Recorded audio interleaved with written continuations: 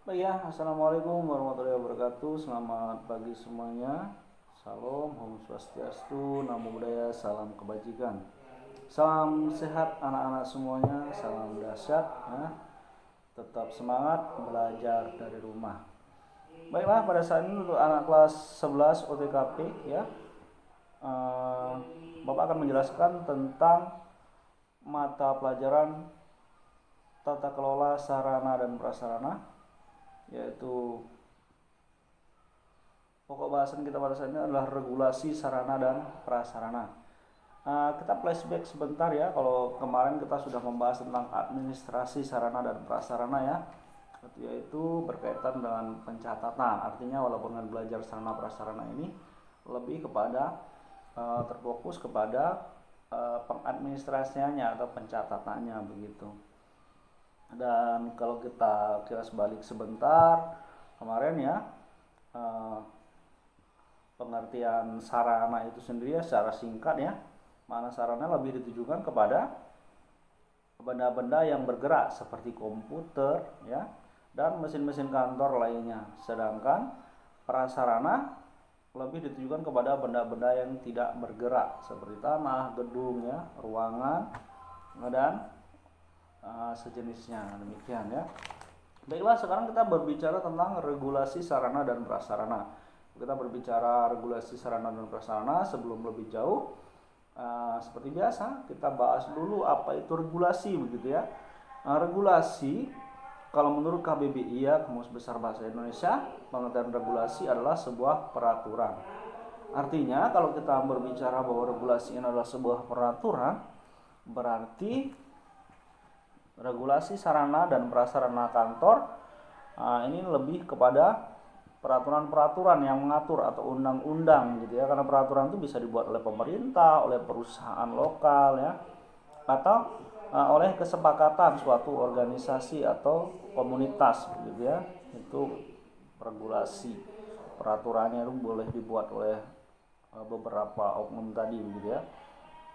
Oke, dalam hal ini ternyata bisa kita pahami begitu ya, bahwa sebenarnya tentang sarana dan prasarana ya, kelayakannya, standarisasinya itu sebenarnya juga diatur oleh pemerintah. Selain perusahaan, dalam hal ini kantor begitu ya, itu punya standar sendiri, kelayakan sendiri menurut mereka begitu ya.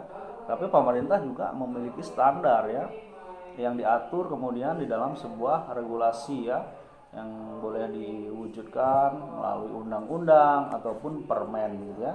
Ada yang tahu permen ya? Jadi permen di sini bukan permen makanan yang biasa kalian makan itu ya, atau yang manis-manis, tetapi lebih kepada peraturan menteri ya.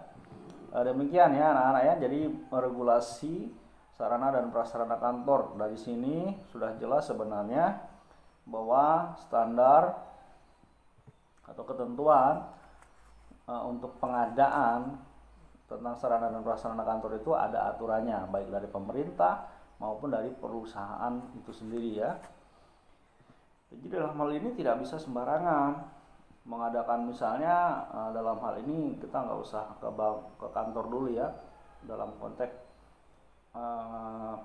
sarana dan prasarana untuk di bidang bangunan begitu ya.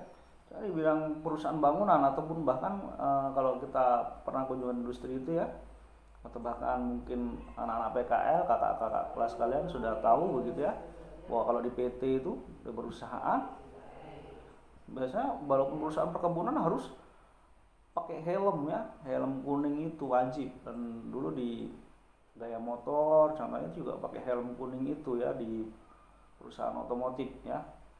Jadi artinya kalau di perusahaan-perusahaan bangunan ataupun perusahaan-perusahaan lapangan seperti itu, perkebunan atau macam-macam, ada sarana prasarana yang harus dilengkapi, yang harus dipenuhi begitu ya. Salah satunya misalnya kalau kita masuk di area kantor atau area perusahaan itu harus pakai helm.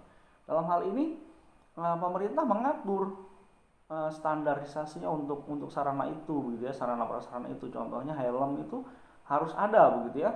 Tetapi tidak sembarangan juga kemudian perusahaan itu mengadakannya begitu ya. Adanya itu juga ada standar dari pemerintah. Dalam hal ini contohnya misalnya untuk benda-benda itu, contohnya helm dan sebagainya macamnya, harus memenuhi standar SNI. Berarti kalau ada perusahaan yang tidak memenuhi standar SNI misalnya, berarti harus mungkin diberi peringatan ataupun sanksi, bahkan demikian ya.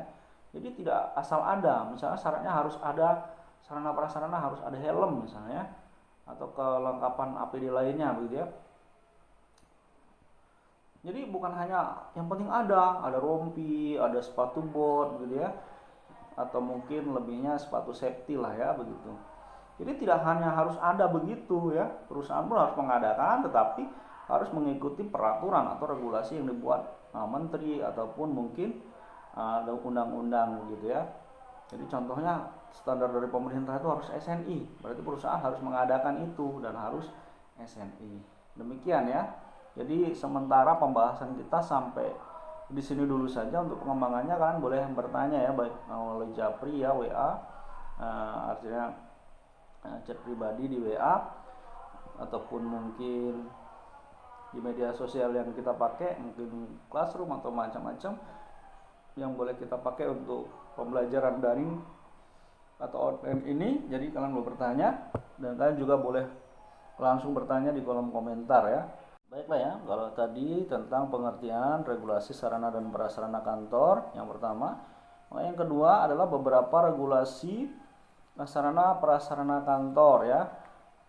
Maka yang A atau salah satunya adalah Peraturan Menteri Pendayagunaan Aparatur Negara dan Reformasi Birokrasi Republik Indonesia atau Menpan RB, yaitu dalam nomor 48 tahun 2013 tentang standar sarana dan prasarana kantor di lingkungan Kementerian Pendayagunaan Aparatur Negara dan Reformasi Birokrasi.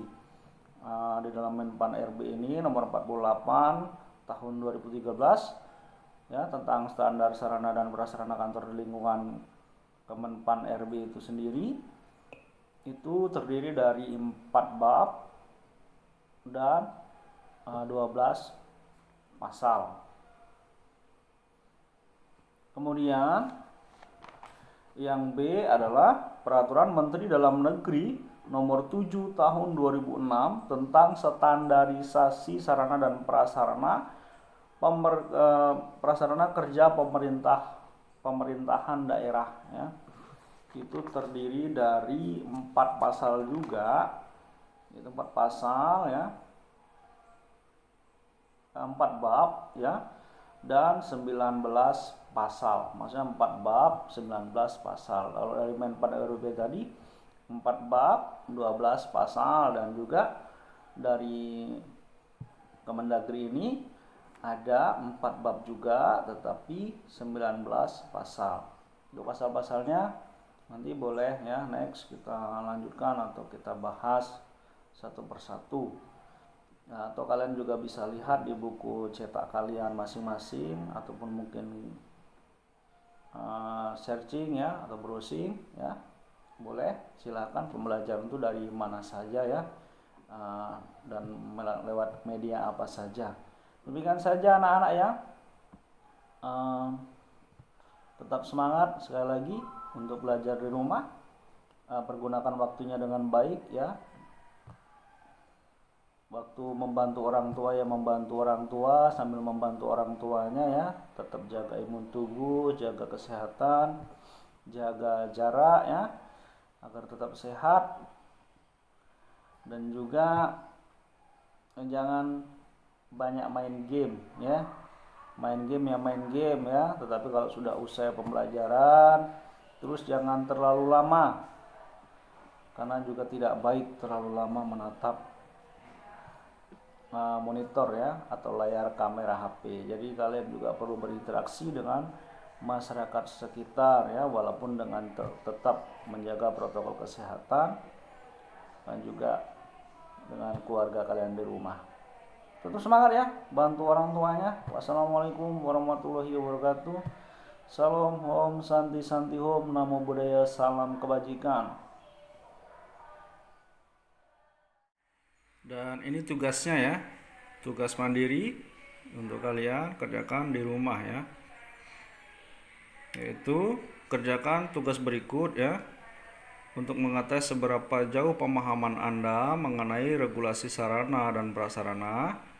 Isilah butir-butir pernyataan yang tercantum dalam bab 1 Ketentuan Umum pasal 1 menurut Peraturan Menteri Pendayagunaan Aparatur Negara dan Reformasi Birokrasi Republik Indonesia Nomor 48 Tahun 2013 tentang standar sarana dan prasarana kantor di lingkungan Kementerian Kemenpan RB ya, serta butir-butir pernyataan yang tercantum dalam bab 1 Ketentuan Umum pasal 1 menurut Peraturan Menteri Dalam Negeri Kemendagri nomor 7 tahun 2006 tentang standarisasi sarana dan prasarana kerja pemerintahan daerah.